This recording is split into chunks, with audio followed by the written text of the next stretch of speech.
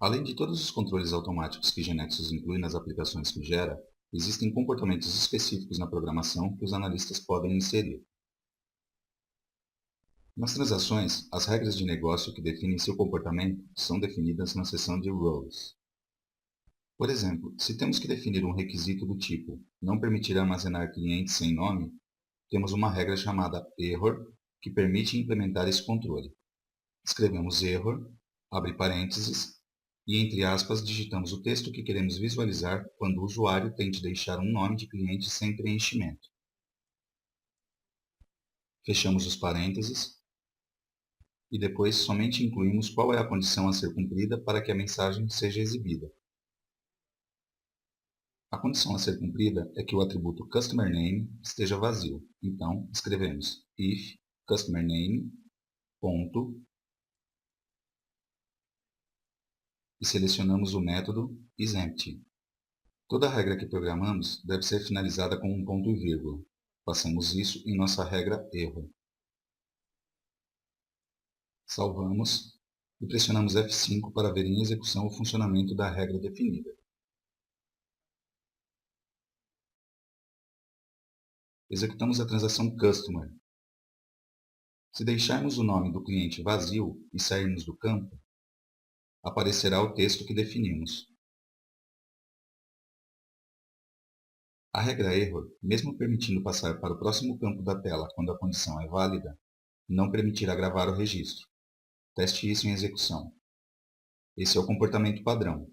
Podemos configurar para que a regra error nunca permita passar para o próximo campo. Isso é possível através de uma propriedade que não veremos aqui. Se for um requisito de negócio impedir que o sobrenome do cliente fique vazio, temos que definir uma regra análoga. Assim, basta copiarmos a regra error existente, alteramos o texto name por last name e o atributo envolvido também.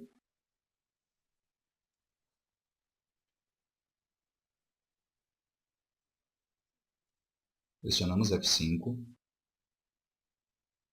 executamos a transação Customer, deixamos o nome do cliente vazio.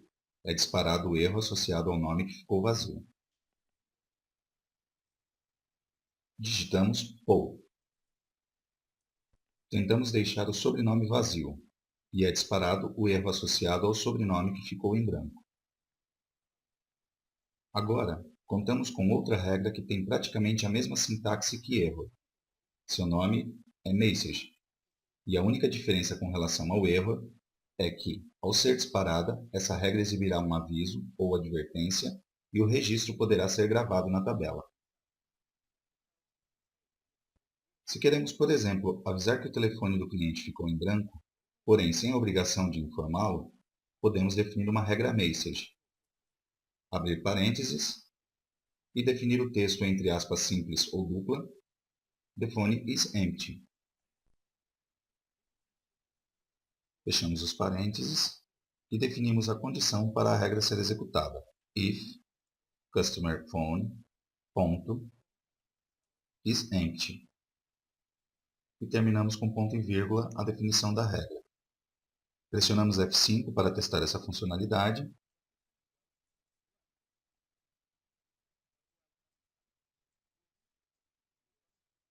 Podemos ver que se deixarmos em branco o telefone e tentarmos sair do campo, a mensagem que definimos é exibida, e se agora queremos gravar o registro, conseguiremos. Agora, suponhamos que os usuários da agência de viagem requisitaram que interesse armazenar para cada cliente a data de cadastro. Precisamos criar um novo atributo na transação Customer para armazenar a data. Definimos o Customer Added Date do tipo Date.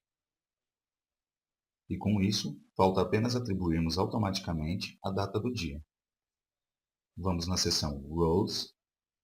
Lá contamos com uma regra chamada Default.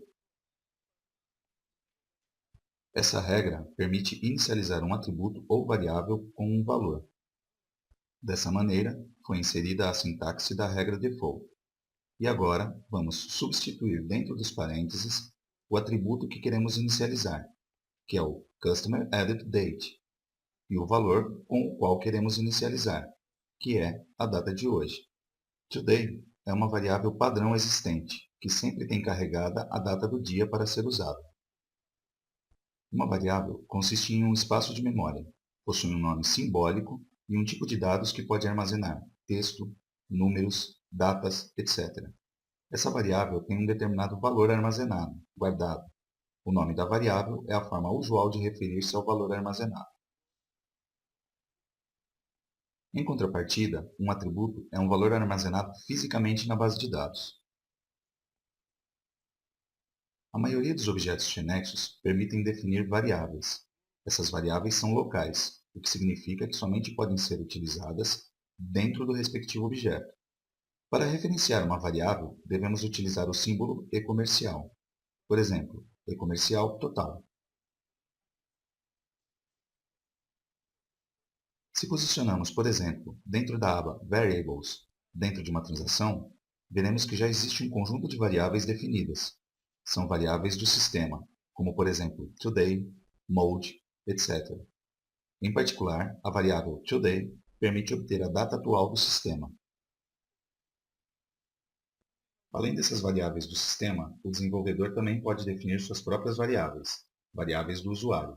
Por exemplo, uma variável MyDate, do tipo date.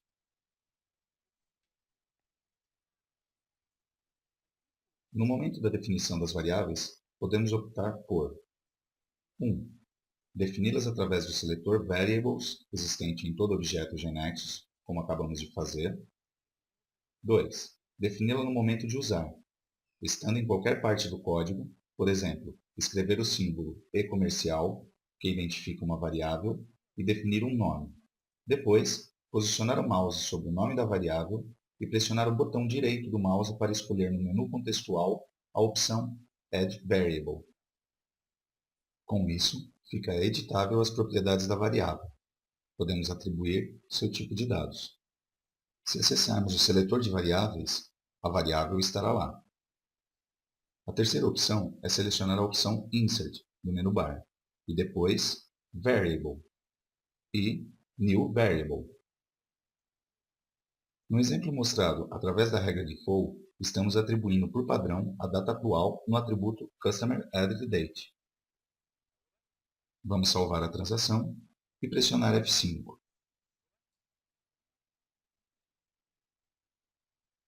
Somos avisados que um novo atributo será adicionado, Customer Added Date, na tabela Customer. Procedemos com a reorganização da tabela. E, novamente, estamos com a aplicação pronta para ser executada. Acessamos a transação Customer. E já podemos perceber o novo atributo, data do cadastro, inicializado com a data de hoje. Se não tivéssemos programado a regra de for, o campo da data apareceria vazio como os demais campos. Cadastramos um cliente, Robert Hill, que mora na rua 81. Seu telefone é 760-5100 e seu e-mail é rhill@example.com.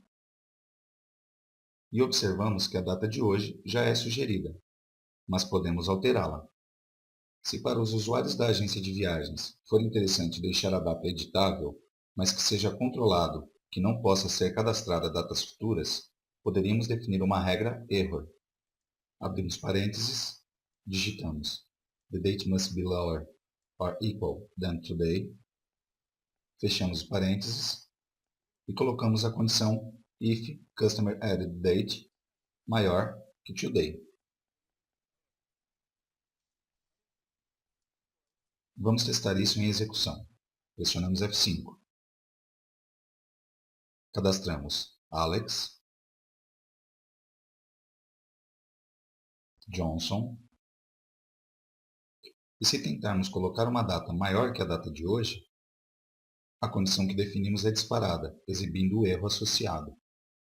Agora, suponhamos que a agência de viagens informe que a data de cadastro do cliente não pode ser editada, que deve ficar desabilitada no formulário e ser gravada com a data fornecida pelo sistema. Para realizar esse requisito, eliminamos essa regra, porque já não terá mais sentido, e teríamos que programar uma regra NoAccept. Substituímos dentro do parênteses o texto que diz Attribute or Variable pelo atributo Customer Added Date e apagamos If Condition, porque queremos que a regra sempre seja executada.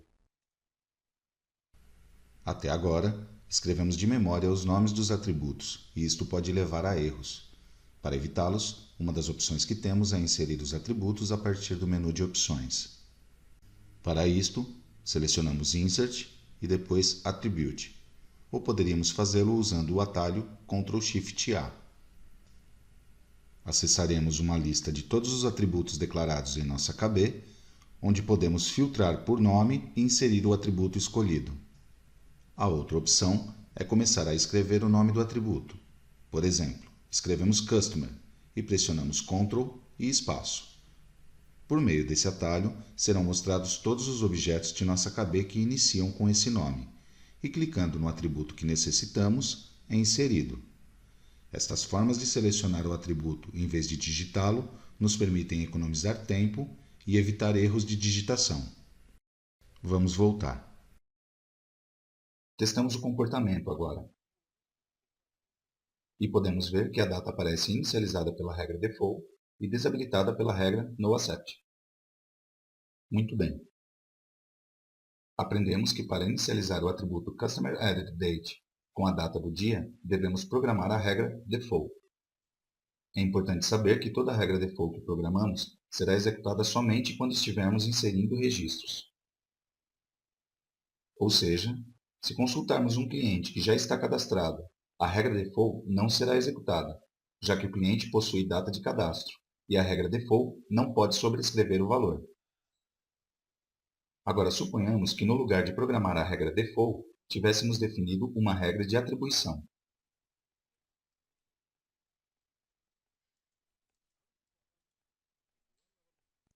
Com essa definição de regra, o atributo Customer Added Date seria sempre atribuído com a data do dia. Essa é uma regra de atribuição e será executada sempre, independentemente do usuário inserir, atualizar, etc.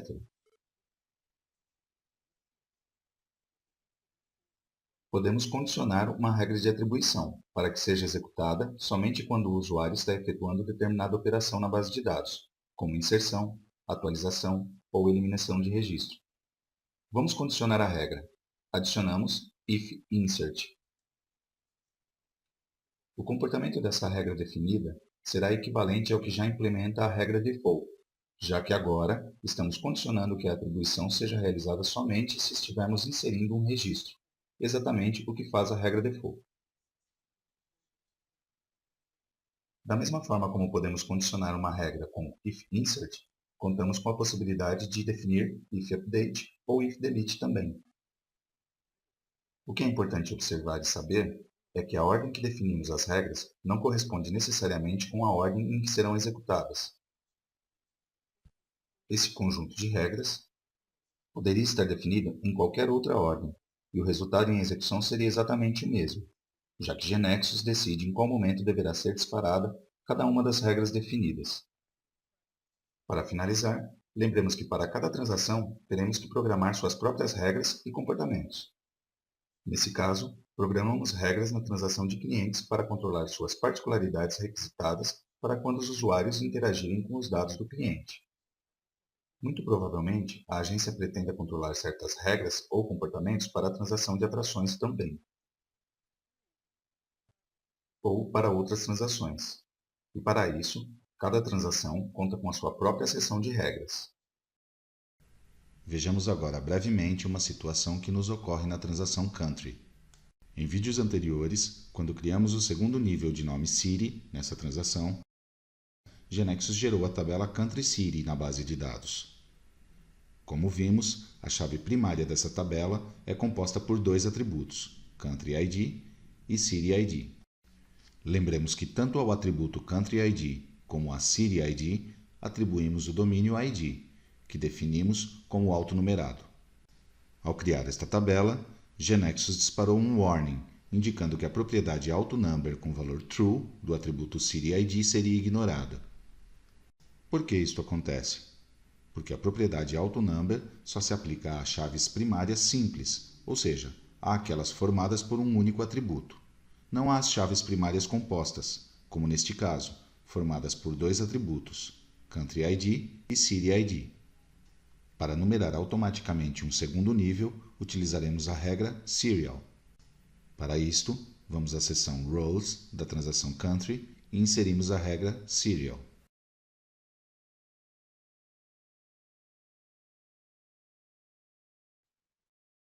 Como primeiro parâmetro, nos pedirá para inserir um atributo, que será aquele que queremos numerar automaticamente. Então, inserimos CityID. Como segundo parâmetro, nos pedirá a inserção de outro atributo, que será o encarregado de guardar o último valor atribuído ao atributo que queremos autonumerar, no nosso caso, CityID. Para isto, criaremos um novo atributo que deverá estar no nível acima daquele que queremos numerar. Voltamos à estrutura da transação e o criamos no primeiro nível dela. O chamaremos CountryLastLine e será do tipo numeric. Para que nos permita salvar as alterações, comentaremos parcialmente o código inserido na seção Roles, pois estando ainda incompleto não nos deixa salvar. Agora sim, salvamos, descomentamos a regra e inserimos como segundo parâmetro o atributo CountryLastLine.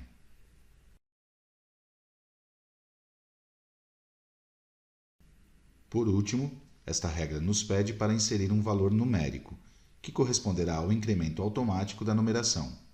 Inserimos o valor 1. Desta forma, o aumento da numeração de CityID será de 1 em 1.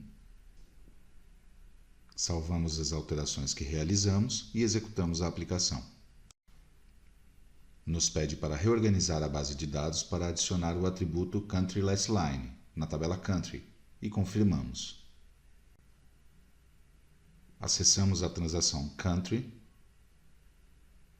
inserimos o país Alemanha e em cidade não inseriremos um valor no ID, apenas inseriremos o seu nome, neste caso Berlim. Quando nos posicionamos no ID da cidade, damos Tab e ao sair do campo, vemos que a esta cidade foi atribuído para a CityID o valor 1 e o atributo CountryLastLine ficou com esse mesmo valor. Lembremos que este atributo é o que é encarregado de guardar o último valor inserido em CityID. Vamos tentar inserir outra cidade. Faremos isso com Hamburgo. Novamente, vemos que ao sair do campo CityID, com Tab sem escrever nada, foi atribuído automaticamente um valor ao ID, neste caso 2, e o atributo CountryLastLine novamente assumiu este último valor. Se inseríssemos uma terceira cidade, com base na regra Serial que criamos, GNexus tomará o valor do atributo CountryLastLine, acrescentará 1, pois é o valor do incremento que definimos, e o valor resultante o atribuirá a CityID e a CountryLastLine, e assim por diante. Se observamos o comportamento das regras que vimos até agora, poderíamos chegar a pensar que são executadas exclusivamente no cliente, pois, como vimos, por exemplo, com a de erro no nome do cliente, assim que o usuário sai do campo, deixando-o vazio, a mensagem é disparada. Porém, o usuário conseguiu continuar preenchendo os demais campos, e ao pressionar Confirm, lá quem assume o controle é a parte do programa associado à transação que executa no servidor, e aí a regra volta a ser disparada, evitando, neste caso, por tratar-se justamente da regra Error, que o registro seja gravado na tabela da base de dados.